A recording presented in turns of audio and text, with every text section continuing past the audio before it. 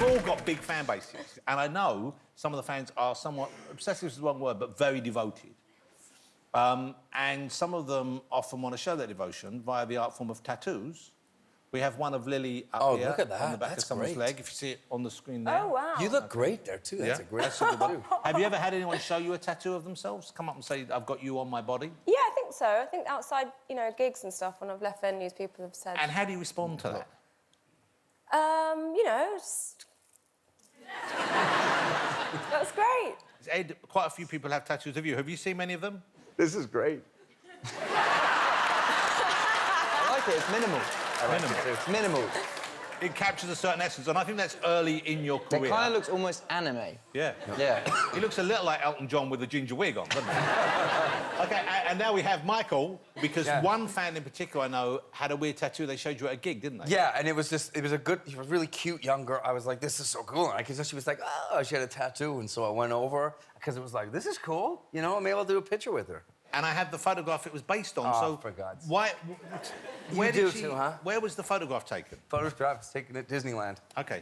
It was taken at Disneyland, and just so you know, I was with my godson, and he was eating this thing, and it was butter everywhere, so I tried to clean up the butter. This asshole paparazzi had followed me all day, waiting for that shot. OK, here's the shot of Michael that inspired a fan. This is him at Disney World. There you go. OK, that's...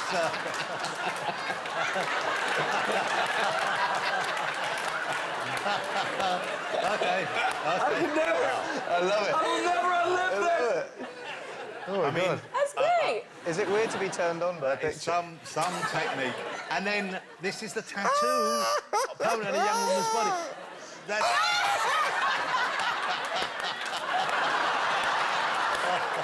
Oh, it's so good. Wow. Michael, wow. So what I did got you...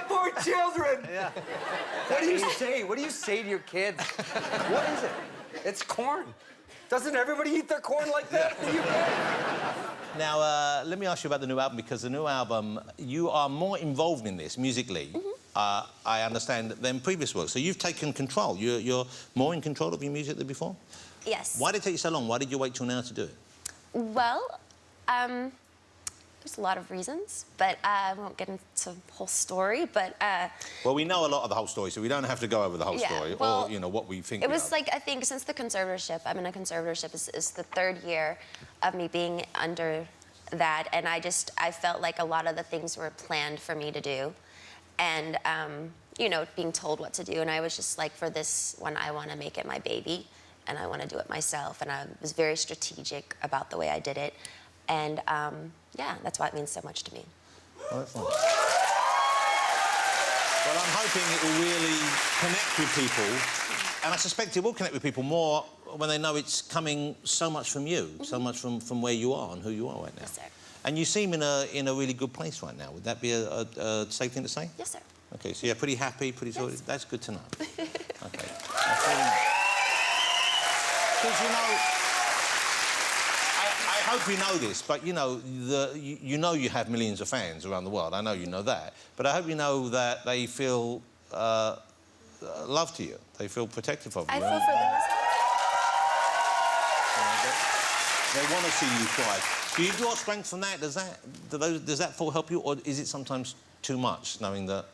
No, it's so genuine. Like, last night I performed, and they, the audience was, like... The ones in Vegas, they're so far back. They were, like, right there in front of you, and it was so much more personal, and they weren't drunk or high. And it was so intimate. They were so present and so there with me, so it was really nice. You mentioned in the book, you know, the Spice Girls had such an incredible journey, and you mentioned one of the highlights was meeting Prince Charles. Yeah. Back in the day. Yeah. Well, there was lots of times, and then he came to the movie. Well, I don't know if we forced him to, but he came to the movie, Spice World, and I was sitting beside him, and he was laughing his head off, and I'm sitting there thinking, oh, my God, this movie's amazing. Everyone's, like, really enjoying it. And I said to Prince Charles, you're really enjoying it, aren't you? And he went, I'm a good actor. And I went, rude. You are now, and it's hard to believe, because you're not an old man, but you're a grandfather. I'm a grandfather. Wow, Yeah. wow. You're a grandfather. Lovely. Grandfather, little baby boy. It's better I get a clap for that. I ain't done fuck all, you know what I mean? What's the boy called? Santiago. Santiago. Which he does sound like a Colombian drug dealer. but we call him Santi. We don't call him Santiago. Santi, OK, that's Santi. nice. He's OK. beautiful. He's such a lovely little boy. But she's pregnant again. Oh. Wow. You sound livid. So no. So with twins. Wow. And identical girls. Oh, wow. Wow. So you've got 2 little girls on the way as well? So I'm going to have 3 grandkids under 3 by May. Wow. I guess, and I don't know if this is a factor, but I imagine it's quite exciting, is the fact that the twins that are on the way, their father plays for West Ham, I believe. Yes. And this is a team that you are fond of. Are you a Hammer? I'm an out on West Ham. Oh. West Ham till I die. One whoop. One whoop. Because they're not doing well at the moment, are they, I believe? Is that Well, right? no, but listen, look, you know, you've got... Don't wind him up. No, Why are you that's doing fine. that? No, I'm used to it. I'm a West Ham fan. Don't rise. You know, you got daughters and that. You know, you have twats walk through your door, right? Like I said, you've got to let them be who they're going to be. You can't tell them who to fall in love with. And all of a sudden, she's brought a West Ham player. I bet you I couldn't have handpicked a better human being. He's beautiful. Honestly, comes round, I get all starstruck. Yeah. You know, he's an amazing human being. What's his name again? His name is... Jared Bowen. And the people have chants, of course. Is there a football chant connected with his name? Yeah, there is a chant, yeah, which I think's quite sweet. There is romance in it. It goes like this, it goes... When he scores, and he does score a lot, it goes, Bowen's on fire, and he's shagging Danny Dyer, Bowen's on fire. And you know, and I've been over there when they're singing it, I'm jumping around. Oh, my God. I mean, is that wrong? No, it's not wrong. You're a proud father and a proud father-in-law. Yeah, and I think Danny was a little bit sort of like freaked out by it, but I said, no, listen, there's something quite sweet about it, you know. Were you there for the grandchildren's birth? Were you actually... I was there for all the grandchildren's birth, yeah.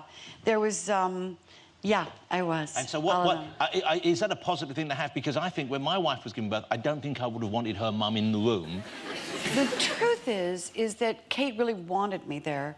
And it was just fantastic because she did C-sections before and this was a natural birth.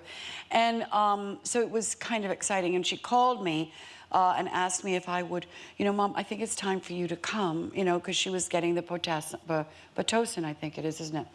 And I said, and I knew the baby wasn't coming right away. So I decided that I was going to take a bike ride. So I took a bike ride through the neighborhood because I had to get my exercise. I figured just 20 minutes. And I saw the most amazing, beautiful flower. It was a magnolia. And, the smell of the magnolia is beautiful. And it opens up like a vagina. I mean, truly, I looked at this and I said, I'm taking this to my daughter. So I took it to her when she was, in that position. And I presented it to her. And she said, Mommy, this smells so good, but could you take it over there? I said, of course. And of course, at that point, I was starving because after the workout, you're really hungry. And carrying that heavy fanny flower around you were exhausted. Really, that and my purse, and by the way, the pink blanket that I knit for the baby. Oh, well, I knew it was going to be a girl. Do you really had that strong a feeling, or Oh, yeah. you've seen a scan? No, but actually, I got the pizza, which then she immediately said, do not get that near me, don't eat that, Mom, please. So when actually the baby did come out, we were holding and whatever, and the doctor was here, and and he was a wonderful doctor. Gori, look. So I put on my glasses. It doesn't sound... Oh, you got your reading glasses out to... I had to because, I wanted to see everything, but they had lights on them. They were those ones that you have when you look at menus. So I had no idea. But I looked, and here I have these lights on, and I said to the doctor, Oh, now is that normal? And Kate comes up and goes, Mom, shut up! I said, no, it's perfectly normal. I don't mean that it's not normal. I just meant, you know, I'm just looking. The baby's head is so beautiful. And the hair and all that. Anyway, baby pops out. It was so gorgeous. And we were just crying and laughing, but I saw a penis. I couldn't believe it. I knit a pink blanket. I knew for sure it was a girl. And there was Bing, penis and all. Wow. Anyway, that's the story, and I'm sticking to it. What a fabulous story. And what a fabulous thing. What a fabulous thing to be there.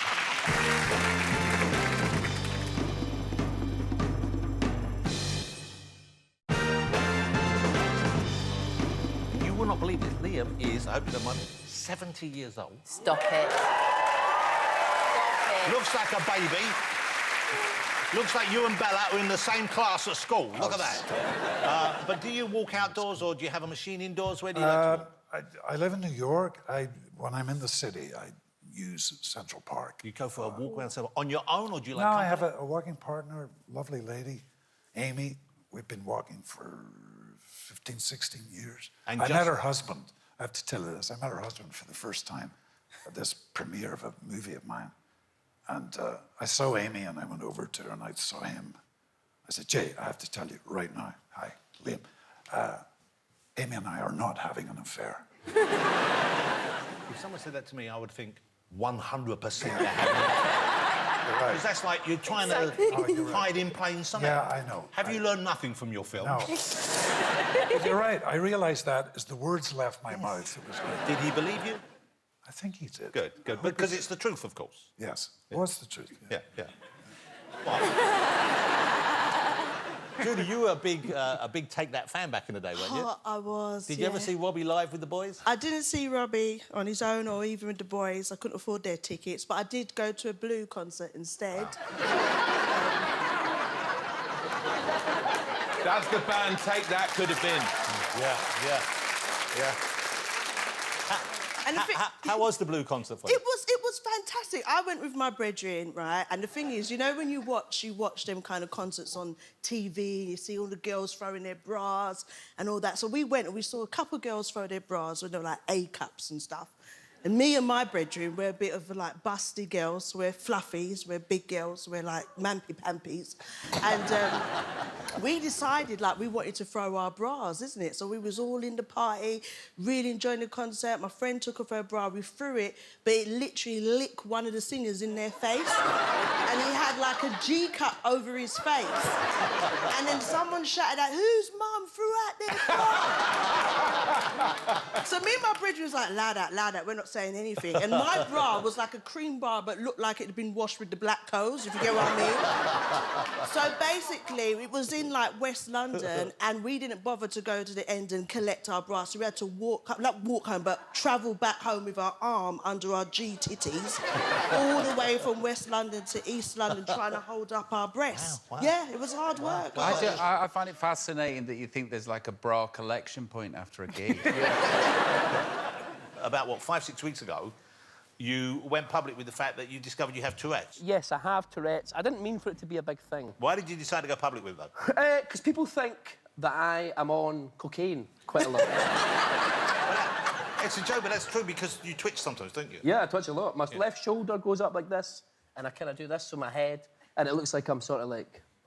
Buzzing. I mean, it does, and I'm in show business, baby. So I can understand people thinking I'm... Sorry, I'm sitting quite relaxed. I feel at home. That's good. I want you to. Yeah, no, I fucking... What was I fucking talking about?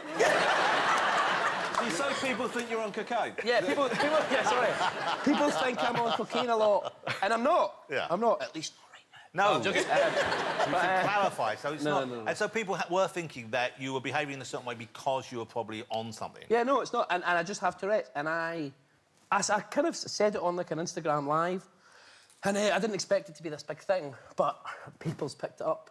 And now I am the poster boy for Tourette's, which I'll take. I'll gladly accept that. But it must have been... So the diagnosis for this was fairly recent? Yeah, it was like 7 or 8 months ago, I think. So previously, so it must have, was it a relief knowing what was causing It was like, oh, that makes a lot of fucking sense. Yeah. Do you know what I mean? It's one of those things where, like, I was like, oh, why am I like this? What had you thought it might be previously? Do you think? I thought I had a degenerative disease. Right. So to be told it was, in fact, that I have Tourette's was, as you can imagine, quite the relief. Oh, bless you. But yeah, it's fucking, look, it's fine. I am, everything works.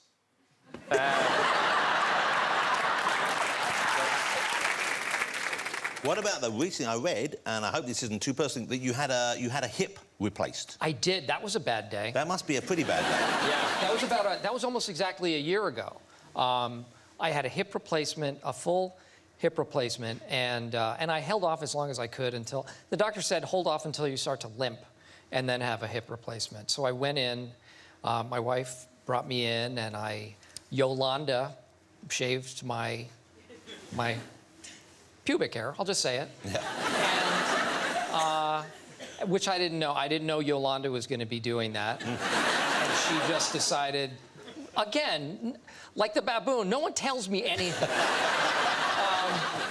So the pubic hair is shaved, and then the doctor came in and said, so let's talk about your hip. What do you want it made out of? And I thought, this has been months leading up to this. And I'm about 20 minutes from having this permanent piece of body installed. And, well, you could go, it's like I'm picking out a car. Yeah. You could go with the titanium, or you could go, now, I'd recommend the ceramic because it's very, very durable. You might be able, it might last forever. However, it might squeak. That's the one downside. Like, okay, do you want it to last, but do I want the squeaky hip? So I went with the ceramic squeak hip. Yeah. And I said, give me the squeaky one. So they doped me up, and the guy doing the anesthesia said, now, do you want to see any of the operating room? Do you want to have any awareness from here on out? And I said, not at all. I want to be asleep for the next several weeks. Yeah. I don't want to have any recollection of this. So he gave me my medication, but it didn't quite kick in as quickly as it should have. They rolled me into the operating room, and it looked like a torture chamber. It was, there was a bed. There was the operating table looked like a spit, a rotisserie that you would roast a chicken on. And what they do is they put you on this, they strap you down, and they turn you around so they can get better access. In wherever they need to go. Wherever, to chop out the hip. And so I was freaking out, and I saw axe saws, and the last image that I had in my head was a woman putting on a helmet. And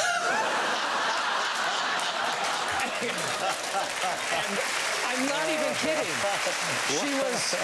It was a helmet with a huge, like a visor and a light. And I just saw these eyes, and then I went out in abject terror. Oh, no. And then I had my But it was all good. It's fine. David, you had a knee replaced a while back, didn't you? Two. Both knees have been done. Yeah, both knees. Mine don't even squeak. Would you mind? Give me a squeak. That's supposed to be a much more difficult operation. It is. Knees. And the agony is worse. Yeah. Actually, it's fine. I mean, terrific. David, you don't have to... We're great. Okay. Can I just say that was the least sexy can I've ever seen in my entire life. We're taking that on the road. Danny, you're very good at meditation, aren't you? Well, I love it, but I wouldn't say I was a master. Well... I mean, What do you mean? well, it's important, the brain, and, to look after. Well, because... Well, no, because... It's just because you didn't finish the sentence. You said it's important, the brain. No, because when I start talking about the brain, people laugh. But you know, people look after their bodies and that, don't they? And they get all fit. But actually, the most important muscle is that because you can't escape it. And it does talk a lot of shite. We're trapped in there with this maniac. Well, you've got to just turn the noises down slightly. Yeah. Well, hold it. Why don't we try it? and get Danny to talk us through it? Yes. Okay. Let's get the mood right here. Right, OK. I've got some of these. Come on, guys, get in the pocket. What are you doing? I Let's can't lower the make lights a bit. it. Let's lower the lights. Feel free to join in at can't home. do Feel free to that. join in. Yeah, they're really You don't need to cross your legs. taken up Okay, good. You can sit, lay, be however you want to be. Gong or sound? Well, here we go, a bit of music. Ooh. Fucking set. That's a gong. Well, everyone close your eyes. OK? Relax your nut. Not the whole nut, just the forehead of the nut. Just relax it, don't frown. OK? And concentrate on your breath. Breathe in, big, and count, and you're going to go 1. And then out, 2. Through the mouth or the nose? What? Does it matter if it's through the mouth you or the want, John, nose? wherever you're comfortable. OK. You got to, Not in through the nose, out through the mouth. Stop talking to a meditation. Sorry, I'm just trying to get some information First of all, out. meditation. I'm sorry. That's because of him fucking about. No, I'm not. I'm trying to Ready? help you get the information. Here we go. Ready? Breathe in. Yeah. And out. Just concentrate on your breath. Forget about all them things in your head, all them fantasies, all them things. Not sexual. All them stories we tell ourselves. Can I breathe out? Yeah. All the Yeah, go breathe out. Breathe out now. Stay calm. You're loved. Yeah? That's nice. She's fucking about me earlobe, John. I can't. I'm just trying to relax. You're loved. You're safe. Let it all go. Let all the bollocks go. That's good. Feel good? Come on. I feel good. New drama not to miss over on ITVX, based on the shocking real-life case of Delia Balmer. Anna Maxwell Martin shines in all new Until I Kill You. Stream the full series now. Stay with us for the late news after the break.